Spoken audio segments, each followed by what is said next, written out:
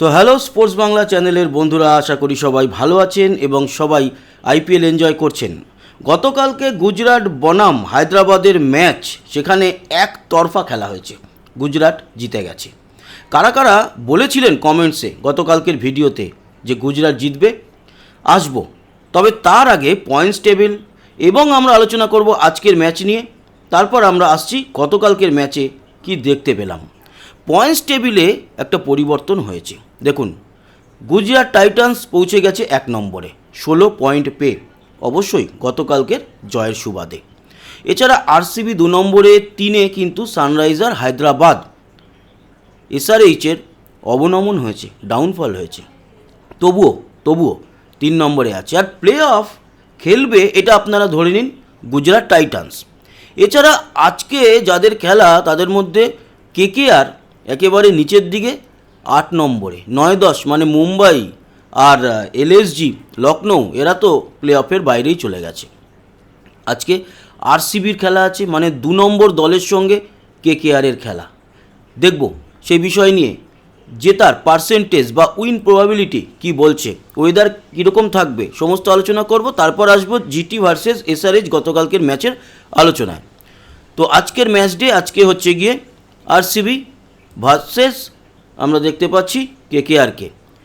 এছাড়া আজকের যে মাঠে খেলা হবে সেটা হচ্ছে নিউ রায়পুর শহীদ ভীর নারায়ণ সিং ক্রিকেট স্টেডিয়াম। আজকের আগে এই আরসিবি এবং কেকেআরের মধ্যে কতবার দেখা হয়েছে সেটা আপনাদের জানিয়ে দিই। হেড টু হেড বলছে এখনও পর্যন্ত 36টা ম্যাচে দেখা হয়েছে। জয় অবশ্য বা জয়ের দিক থেকে বিচার করলে কেকেআর এগিয়ে, কিন্তু এই সিজনে কেকেআরের যা পারফরমেন্স তাতে আরসিবি এগিয়ে আছে। কিন্তু হেড টু হেড বলছে 36টা ম্যাচের মধ্যে 15টাতে জয়লাভ করেছে আরসিবি, 20টাতে কেকেআর, একটা ম্যাচ নো রেজাল্ট হয়েছে। এই যে মাঠটিতে খেলা সেটি কিন্তু অ্যাকচুয়ালি ঘরোয়া মাঠ নয়, Shaheed Veer Narayan Singh cricket stadium new রায়পুরে। এই মাঠে এখনও পর্যন্ত আরসিবি খেলেছে 2খানা ম্যাচ, তবে সেদিক থেকে দেখতে গেলে আরসিবির কিন্তু রেকর্ডটা ভালো। এই মাঠে 2টো ম্যাচ খেলেছে, 2টো ম্যাচেই জয়লাভ করেছে। আর একটা ইনফরমেশান দিয়ে দিই, এই মাঠে কেকেআরের সঙ্গে আরসিবির আগে খেলা হয়নি। টোটাল আইপিএলে কোনো দিন দেখা হয়নি এই মাঠে। এই ফার্স্ট টাইম মুখোমুখি হতে চলেছে এই দুই দল, আরসিবি বনাম কেকেআর, এই শহীদ ভীর নারায়ণ সিং ক্রিকেট স্টেডিয়ামে। এবার আমরা দেখে নেব যে উইন প্রবাবিলিটি কি বলছে, কোন দলের জেতার চান্স কতটা আরসিবি বনাম কেকেআরের। চলে এসছি, উইন প্রবাবিলিটি বলছে যে আরসিবি জেতার চান্স 59%। অবভিয়াসলি যেই লেভেলে বা যেই এই সিজনে যেই রকমভাবে খেলছে এবং 2 নম্বর দল, সেদিক থেকে দেখতে গেলে ঠিকই আছে। এবং কলকাতা নাইট রাইডার্স 41% জেতার চান্স নিয়ে এই মুহূর্তে দাঁড়িয়ে আছে। সন্ধ্যে 7:30 থেকে খেলা, আর এটা হচ্ছে 57 নম্বর ম্যাচ 74টা ম্যাচের মধ্যে, যদিও প্লে অফটা এর মধ্যে ধরা হয়নি, প্লে অফ আর ফাইনাল। এবার আসি আমরা, সেটা হচ্ছে যে ওয়েদার কীরকম থাকবে এই মাঠের। চলে যাব ওয়েদার সাইটে এবং আপনাদেরকে দেখিয়ে দিই আজকের এই নিউ রায়পুর স্টেডিয়ামে ওয়েদার কীরকম থাকবে। চলে এসেছি ওয়েদারে এবং আপনাদের দেখাই নিউ রায়পুর স্টেডিয়ামটা ঠিক এরকম জায়গায়, রায়পুর, মধ্যপ্রদেশ। এই যে রায়পুর। আজকে যখন সন্ধেবেলায় খেলা শুরু হবে, সন্ধে 7টা 7:30, তখন হাওয়ার গতিবেগ থাকবে 9 কিলোমিটার। বৃষ্টি মোটামুটি নেই বললেই চলে, তাও আমরা বৃষ্টির পরিমাণে গেলে আরও ডিটেলে জানতে পারবো। না, আজকে সন্ধ্যে 7টা থেকে কাল সকাল 7টার মধ্যে কিন্তু এখানে নেই কোনো রকম বৃষ্টির চান্স। এছাড়া গরম বা তাপমাত্রা কীরকম থাকবে, যখন সন্ধেবেলায় খেলা শুরু হবে তখন থাকবে 34 ডিগ্রি, আর সন্ধে ও রাতের দিকে যখন খেলা শেষ হবে তখন কিন্তু হয়ে যাবে 30-31 মতো। তার মানে গরম খুব একটা নেই, ঠিকঠাক ওয়েদার থাকছে। আর একটা বিষয়, ডিউ ফ্যাক্টর কিছু আছে কি না, রাতের দিকে আছে সামান্য একটু শিশির এখানে রায়পুরে পড়বে সেকেন্ড ইনিংসে। প্রথম ইনিংসে যদি দেখি আমরা, প্রথম ইনিংসে বা সন্ধ্যের পর থেকে হালকা শিশির পড়বে। তবে এমন শিশির পড়বে না বা এমন ডিউ ফ্যাক্টর হবে না যাতে বল একেবারে ভিজে যাবে, ওরকম নয়। আছে এই ধরনের জায়গাগুলোতে শিশির বেশি পড়ে, যেখানে সবুজ দেখছেন সেখানে পড়বে সামান্য। আর এই যে অঞ্চলগুলো দেখতে পাচ্ছেন এইসব জায়গায় সন্ধ্যের পর বা রাতের দিকে শিশির পড়বেই না। তো আশা করি এই বিষয়টা নিয়ে আলোচনা করে নিলাম।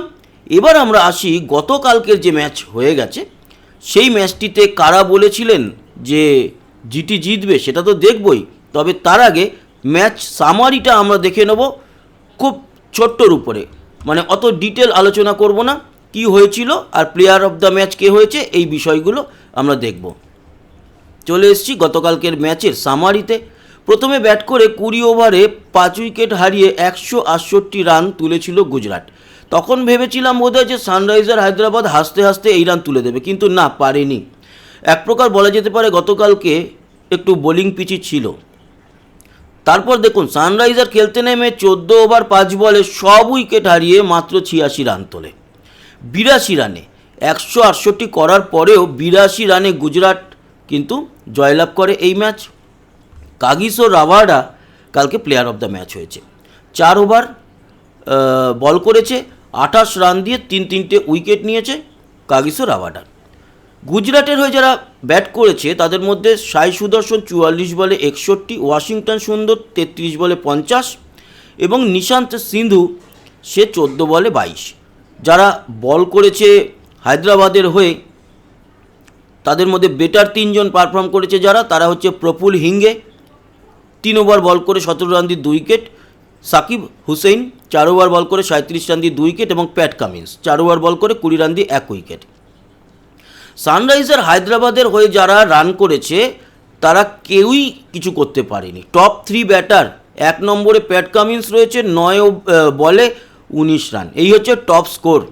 তারপরে সলিল অরোরা 13 বলে 16 আর হেনরি ক্লাসেন 16 বলে 14, এই হচ্ছে গিয়ে টপ 3 ব্যাটার। তার মানে বাকিরা বুঝতে পারছেন কি অবস্থায়। জেসন হোল্ডার 4 ওভার বল করে 20 রান দিয়ে 3 উইকেট এবং কাগিসো রাভাডা 4 ওভার বল করে 28 রান দিয়ে 3 উইকেট।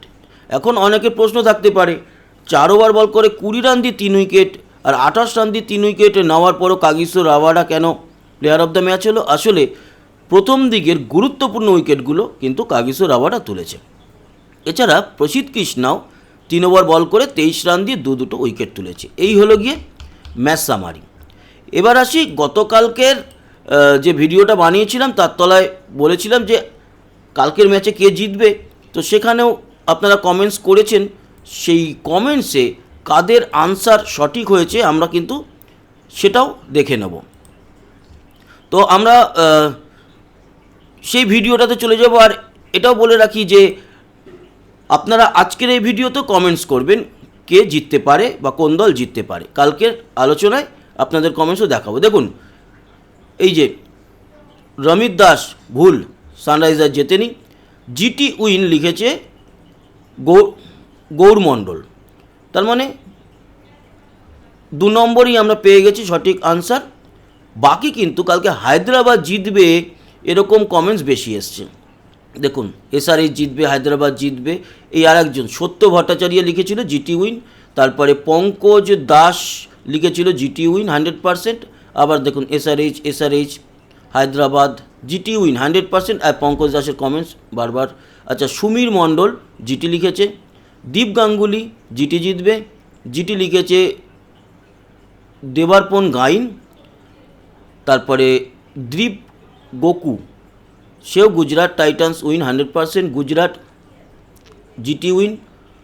ভূতনাথ মুখার্জি, তারপরে MD Sagar GT win, Samaresh GT win, এরকম। এসআরএইচ জিতবে এরকমও কমেন্টস প্রচুর এসছে, তবে জিটি উইনও কিন্তু এসছে, মানে 50-50 মতোই কমেন্টস এসছে। জিটি উইন লিখেছে আফরোজা বেগম।